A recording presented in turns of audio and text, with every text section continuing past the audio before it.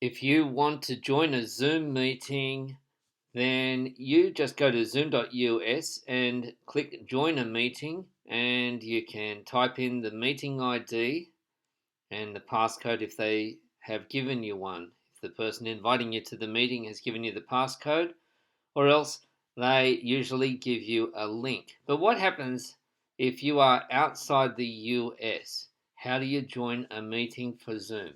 Well, good news is it's the same website, zoom.us. Confusing, I know, but if you are in Australia, you do not type in zoom.au, you type in zoom.us. And if you're in Canada, you don't type in zoom.ca. That will get you to an electric car company. No, you go to zoom.us. Now, little workaround, if you are not sure, just go zoom.com and that will take you to zoom.us. And then you can join the meeting.